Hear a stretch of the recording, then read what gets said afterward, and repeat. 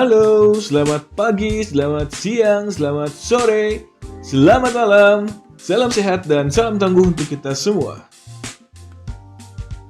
Kali ini kita akan lanjutkan cerita Project Wanara. Terakhir kita sudah sampai chapter 7 ya. Sekarang kita masuk ke chapter 8 dengan tajuk Mendaki. Buat teman-teman yang belum baca cerita chapter sebelumnya, silahkan cek link di deskripsi atau lihat pojok kanan atas video ini ya. Are you ready? Project Wanara chapter 8 Mendaki. Selamat mendengarkan.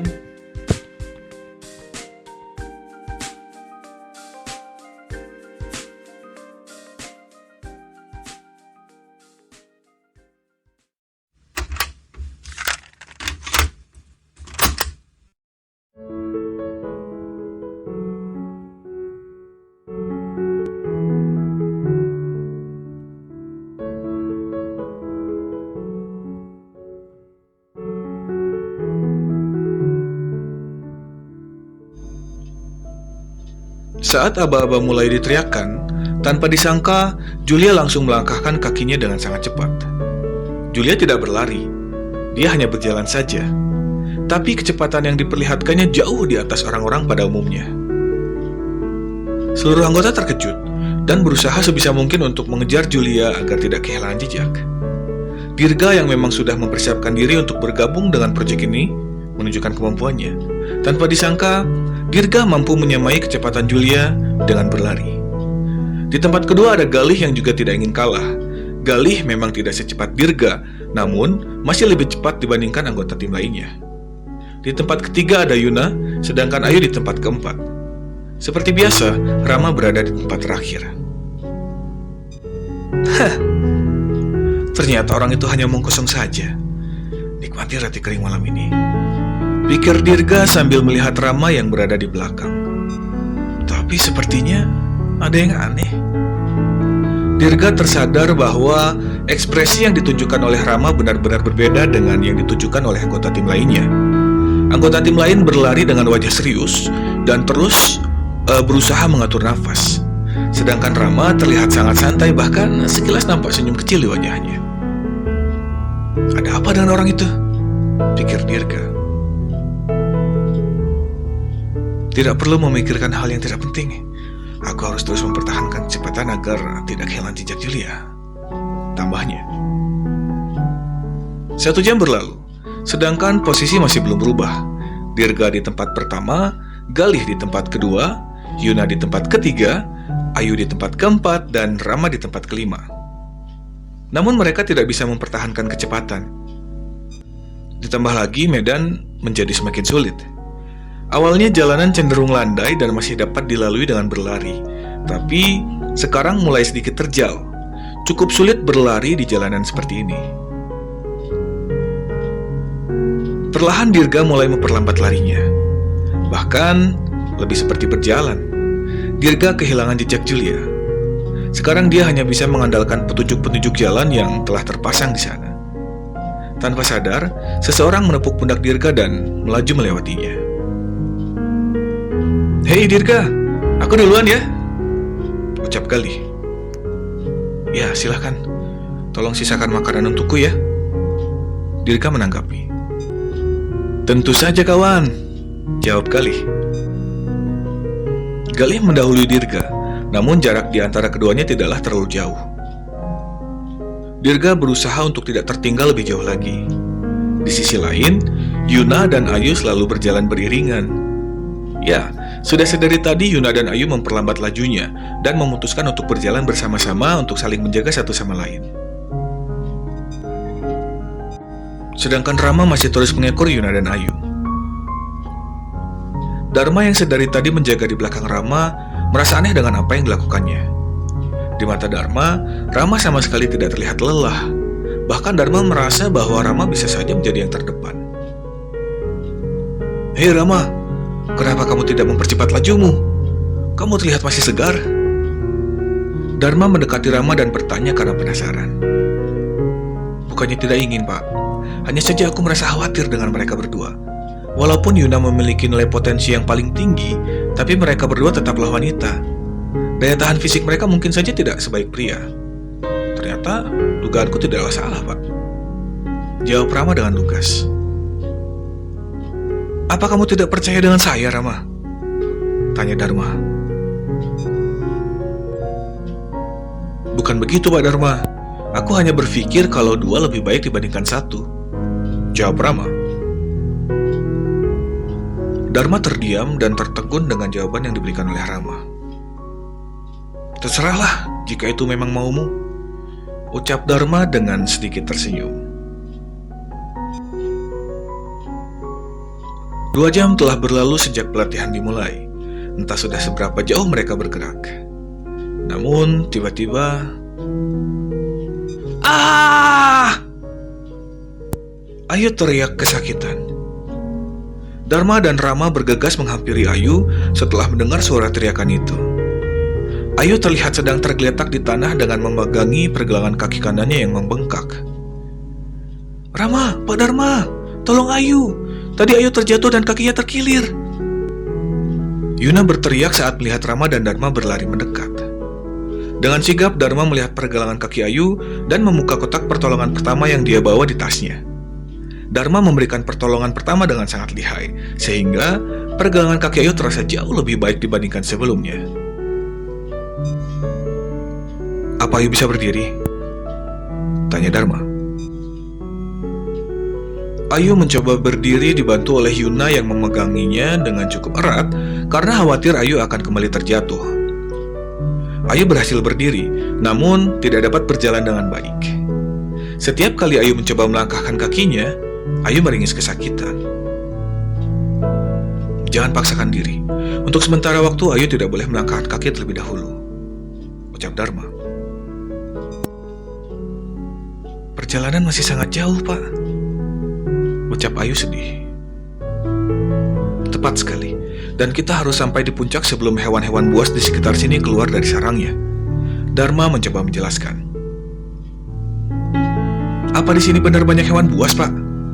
Tanya Rama. Tentu saja banyak. Kamu pikir ini di mana? Jawab Dharma. Rama, tolong bantu naikkan Ayu ke punggung saya. Saya akan gendong Ayu sampai ke puncak, pinta Dharma. Apa Anda yakin akan menggendong Ayu sampai puncak? Perjalanan masih sangat jauh, Pak, tanya Ayu. Tidak perlu khawatir. Keselamatan kalian jauh lebih penting, jawab Dharma. Baiklah, kalau begitu kita akan tugas secara bergantian, Pak Dharma. Jika Anda lelah, aku akan gendong Ayu. Begitupun sebaliknya. Jika aku lelah, aku akan minta Pak Dharma untuk menggendong Ayu. Rama memberikan usulan kepada Dharma. Maaf jadi merepotkan Kak Rama, ucap Ayu dengan air mata haru menetes di wajahnya. Sudahlah, jangan sungkan-sungkan, kita ini kan satu tim, ucap Rama berusaha menghibur Ayu. Yuna terkesima dengan kata-kata yang diutarakan oleh Rama, dan tanpa sadar, Yuna terus memperhatikannya. Tidak perlu, ucap Dharma dengan tegas dan tenang. Saya sangat terkesan dengan kesetiakawananmu, tapi kamu tetap harus ingat bahwa ini adalah kompetisi. Ini bukan hanya tentang siapa yang tercepat, melainkan setiap pilihan yang kamu buat akan mempengaruhi keberhasilan peningkatan potensimu sendiri. Dharma berusaha menjelaskan. Tapi Pak, ucap Rama terhenti.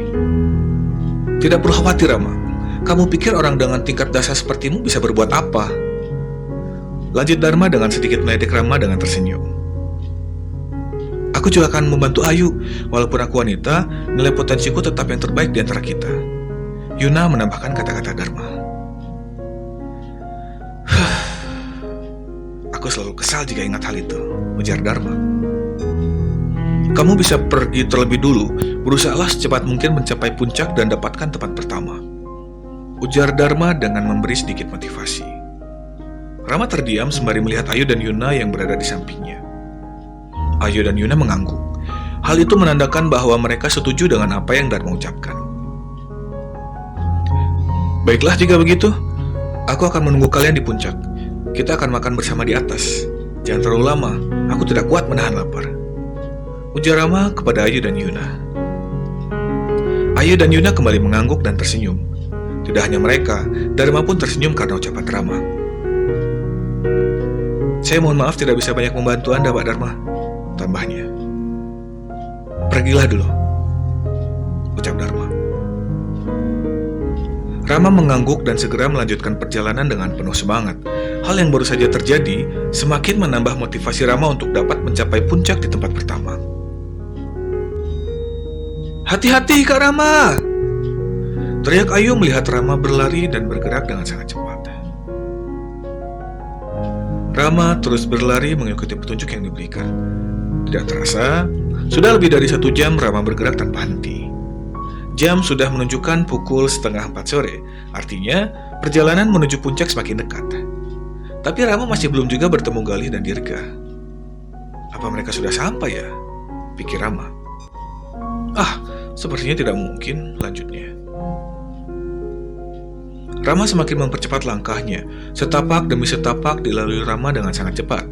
Rama memang memiliki stamina dan daya tahan yang tinggi. Hal itu disebabkan karena Rama sudah lama menjadi tunawisma. Dirinya sudah ditempa oleh kerasnya kehidupan kota. Hampir setiap hari Rama harus bermain kejar-kejaran dengan petugas keamanan kota, Pasundan. Hampir setiap hari juga Rama menahan haus dan lapar. Dirga? Ujar Rama ketika melihat Dirga berada di depannya. Jika itu Dirga, artinya yang berada di tempat pertama adalah Galih. Tidak kusangka orang itu ternyata hebat juga, pikir Rama. Halo, ucap Rama kepada Dirga sembari tanpa ragu melewatinya. Rama? Tidak mungkin, pikir Dirga. Rama terus melangkahkan kakinya dan dengan cepat meninggalkan Dirga di belakang. Dirga terkejut dengan apa yang dia lihat. Saat ini Dirga sudah sangat kelelahan. Wajahnya nampak pucat sekali. Tapi Dirga sama sekali tidak melihat tanda-tanda kelelahan di wajah Rama. Aku tidak akan kalah! Dirga berteriak untuk memotivasi dirinya sendiri. Tidak lama kemudian, Rama pun melihat Galih. Berbeda dengan Dirga yang terlihat mengkhawatirkan, Galih terlihat lebih segar dan masih penuh semangat. Dari belakang Rama memanggil Galih. Hei Galih! Teriak Rama. Rama? Galih berbalik dan menghentikan langkahnya sebentar saat melihat Rama memanggilnya. Tidak kusangka ternyata kamu hebat juga ya Rama, ucap Galih. Aku hanya beruntung memiliki stamina yang banyak. Rama tersanjung dengan pujian Galih. Apa tadi kamu bertemu Dirga? Tanya Galih. Iya, tentu saja, jawab Rama singkat. Syukurlah, Galih menanggapinya dengan tenang. Oh ya Rama, kamu masih punya sisa air minum tidak? Kalau masih ada, boleh ku minta sedikit? Tanya Galih. Tentu saja boleh. Rama mengeluarkan air minum dari tasnya. Kenapa masih banyak sekali? Apa kamu tidak haus? Galih kembali dibuat terkejut karena ternyata sisa minum milik Rama masih sangat banyak. Aku sudah terbiasa, jawab Rama singkat. Setelah Galih meminum beberapa teguk, Rama meminta izin kepada Galih untuk mendahuluinya. Rama meninggalkan Galih dengan sangat cepat. Dalam beberapa detik saja, Galih sudah tidak bisa melihat Rama di depannya. Langkah demi langkah terus diayunkan Rama hingga akhirnya Rama melihat sesuatu yang membuatnya takjub. Apa itu sebuah istana? Pikir Rama. Rama mempercepat langkahnya karena merasa penasaran dengan gedung besar yang ada di hadapannya saat ini. Apa ini halusinasi? Apa aku tanpa sengaja masuk ke dunia lain? Pikir Rama kebingungan. Tidak mungkin ada gedung besar ini di pedalaman hutan yang bahkan cahaya matahari sulit masuk karena rimbunnya pepohonan. Lanjutnya. Hai. Wah, hantu! Rama berteriak terkejut. Saya Julia, Tuan, ucap Julia. Kenapa kamu mengagetkan begitu, Julia? Teriak Rama. Maaf jika Anda terkejut, Tuan. Saya tidak bermaksud mengagetkan Anda. Saya hanya sekedar menyapa Anda, Tuan. Julia mencoba menjelaskan. Maaf, Julia, ujar Rama. reaksiku tadi sedikit berlebihan ya? Tambahnya dengan sedikit malu. Tidak masalah, Tuan, jawab Julia. Saya tidak menyangka melihat Anda berada di tempat pertama, Tuan. Anda sangat hebat. Puji Julia kepada Rama yang membuat Rama salah tingkah dan tersipu malu. Selamat datang di puncak Mandalawangi, ucap Julia.